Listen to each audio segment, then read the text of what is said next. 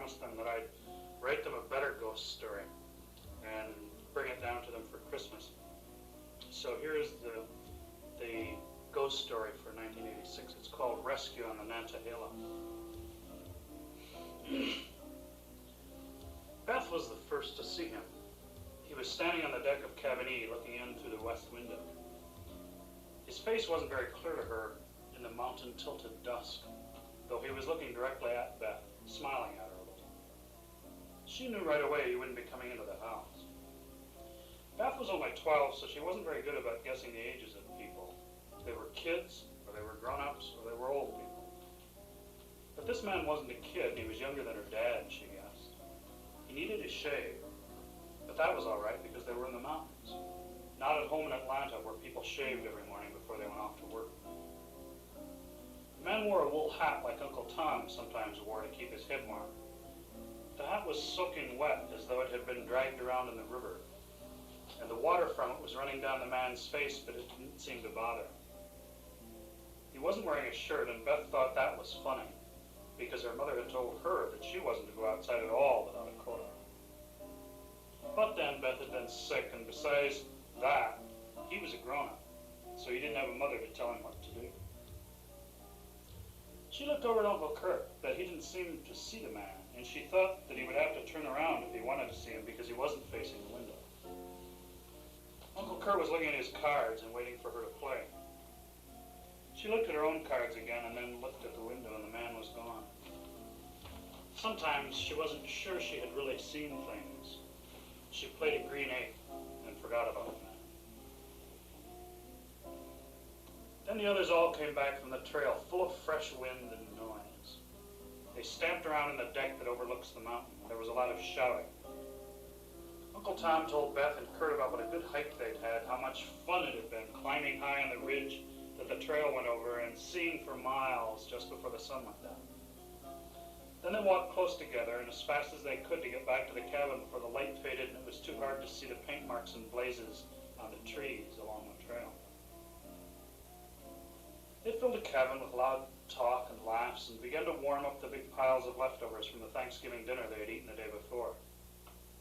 Beth's mom and dad were with them then, but they had to go back to Atlanta because he had work to do, and they'd let Beth stay. Katie, Beth's older sister, stayed too. Beth wondered if she should ask Uncle Tom about the man she had seen through the window. Tom knew everybody there. Tom loved the river and paddled a kayak on it sometimes, and in the other times, like now when people came up with him, they all got into big rubber rafts and went down the Nantahala, swirling over the whitewater rapids and yelling at the top of their lungs and just fooling around where the water was smooth.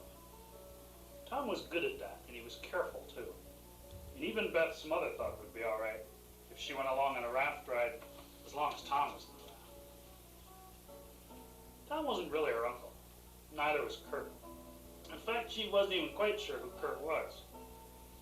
Tom and her daddy worked together, so Tom and Kathy were around a lot. She knew her mom and dad liked them, so it was all right. And they'd all come to the cabin in the mountains for Thanksgiving Day, far away from all the things she knew in the city. And there were no playgrounds or streets and no yard to play in. There were steep paths that they had to carry the food up to get it in the cabin. And there was the river, and there were the Wesser Falls, where Tom said he would take them tomorrow. And there were rocks where she and her sister Katie would sit on and look at the water in the river and the foam where it went over the rocks. Beth loved Katie, but she hated her too sometimes because Katie was 2 years older than Beth. And everybody thought she was smart, and Katie thought she was smart too. And Katie always shoved ahead and got the good places on the rocks to sit and wouldn't let Beth share her rocks. But Kathy or Tom would always come and sit with them, and sometimes Kathy with Beth, and sometimes Tom, and sometimes Curt, whoever he was. He had helped her up the path and down the slide to the river and walked along when she and Tom had a play competition to see who could walk the farthest on the rail of the old railroad track that ran along the river. Katie horned in and won, which wasn't fair because she had little feet and was 2 years older than Beth anyway. Beth liked Curt. He stayed with her in the cabin when the others went out on the late hike, and she taught him how to play Uno. And he lost every game but one. And he always had more points than she did, even the time he won the game, so he lost anyway. He didn't seem to mind. He'd kidded Beth about what a rotten kid she was, but she knew he was kidding and it didn't bother her. He ate the chocolate chip cookies that Beth had made to bring along and drank red wine, and she felt very safe with him. They ate lots of turkey and stuff, and everybody said it was even better the second day than the first. Tom had cooked it in a big round Weber grill, and everybody told him what a good job he had done with the turkey. Beth liked Aunt Kathy's cheesecake the best. Later they opened the door to the stove so they could see the fire, and they told ghost stories. Uncle Curt started off, and then they all played around with the story he started. It was more funny than scary. And Curt had this great big laugh, and he told them about one of his real nieces who had grown up. And she wrote him and said she would always remember him as somebody with a loud laugh who scared kids in the woods. They all thought that was pretty funny, and he did his laugh for them, and it was scary. Beth wasn't sure she liked it. She didn't like to be scared in the woods, because she was still a kid, though not a little kid. Uncle Tom and Aunt Kathy were tucking Beth and Katie into bed, and Beth asked Tom if he had a friend who might come to visit them. Tom said not here, he thought, but who did she mean? And she told him about the man in the wet wool hat who had looked in through the window and smiled at her.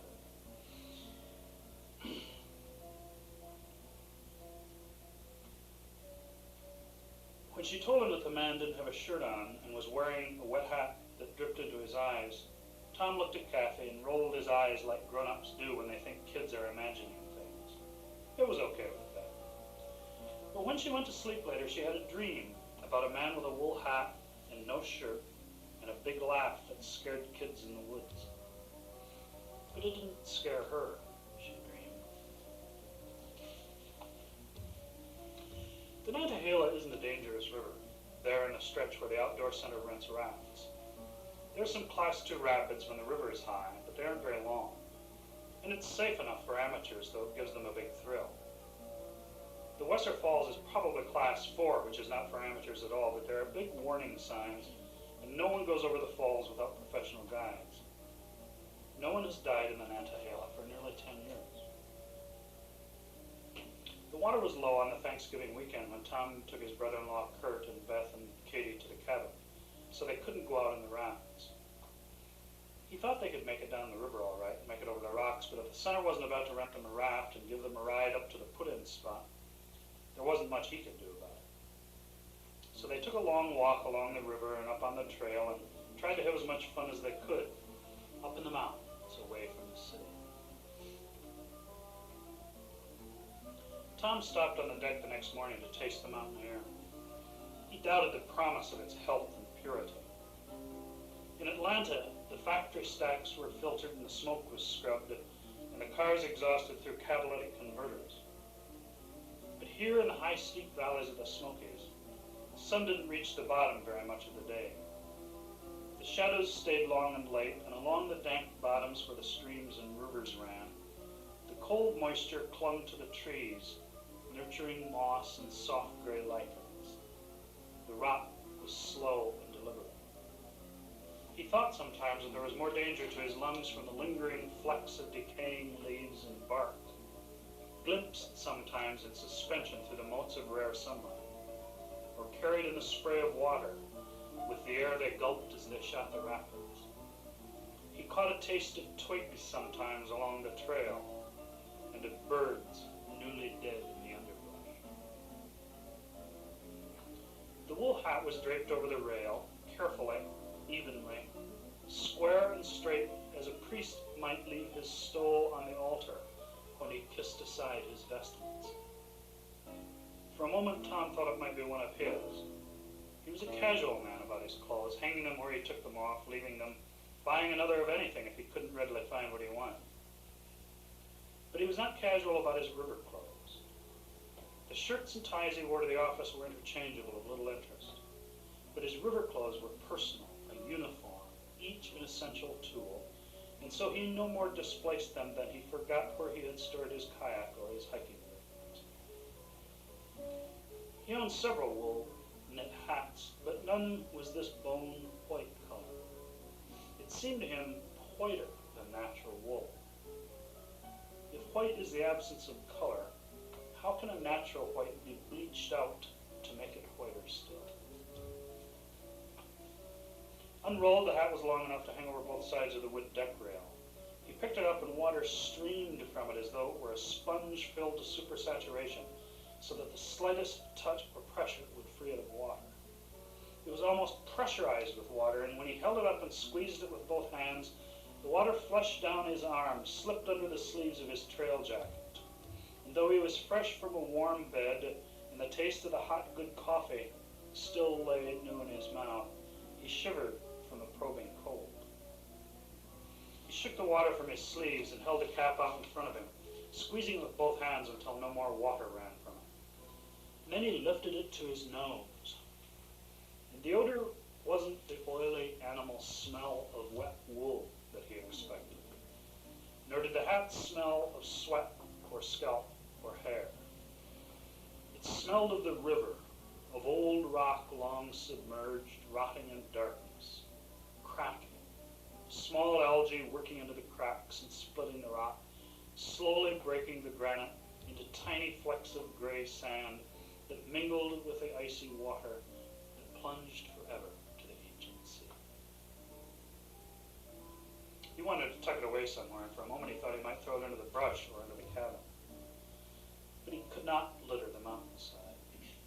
So he carried it like a dead, unwanted fish held away from him in one hand as he skidded down the morning slope to the nature center, where there were newspapers and more coffee and other people who had slept with the river for a long time. A youngish girl, whom he did not know, lounged reading behind the counter in the store. The smell of hot iron came from the wood stove. He heard a fire moving restlessly around inside the stove. "Hi." She looked up and smiled, wrinkling her forehead a little in helpful inquiry. "Say," Tom said, holding her hat, "I found this morning, and I wonder if somebody had lost it." She took the hat, turned it over. "Wet, isn't it?" Then she too smelled it and made a face. "Phew, it smells like a dead snake or something. I don't recognize it. Where'd you find it?" "On the rail of the deck of our cabin." "Which one are you staying in?" "E." "That's the one at the end, isn't it? At the end of the trail, I mean, up at the top of the hill?" "Yeah." "Well, there must be somebody from your group then. The trail ends there. There's nothing further. Nobody goes past there." She handed the hat back to him. "Anyway, this thing stinks. Nobody'd want it anymore. I wouldn't wear it the way it stinks. P.U." She stuck out her tongue. "You wouldn't have a bag or something I could put it in? I feel funny carrying it around like this, just until I can find out whose it is and get it clean and dry." She found him a plastic bag that they sold trail granola or hard candy in, and he stuffed the hat into it and walked over to the restaurant side of the building. He bought more coffee in the Asheville Citizen and went to the big window on the riverside to read. The Citizen wasn't much of a paper, not compared to the Journal-Constitution. Especially these days after Thanksgiving. With all the early Christmas ads, the Journal-Constitution would damn near give you a hernia carrying it around. There was always more in it than he cared to read. The Citizen, on the other hand, felt like about 18 pages. Well, at least he'd be able to tell if anybody in Washington had admitted it.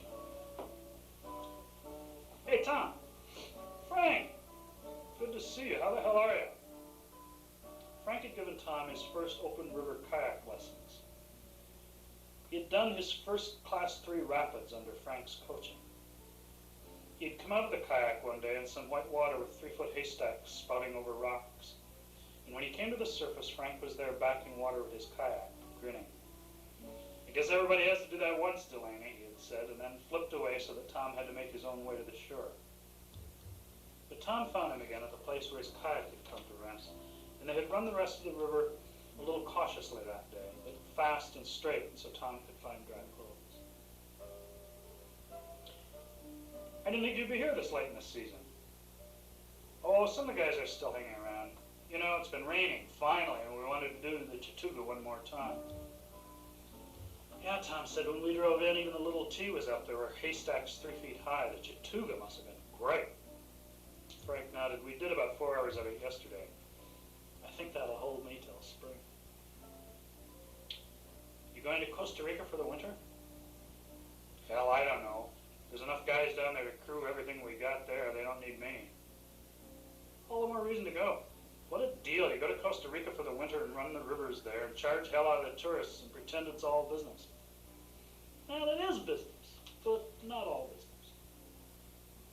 Say, Frank, you might know whose hat this is. Tom spilled the white wool hat out onto the wooden tabletop. It slid easily out of the yellow plastic bag.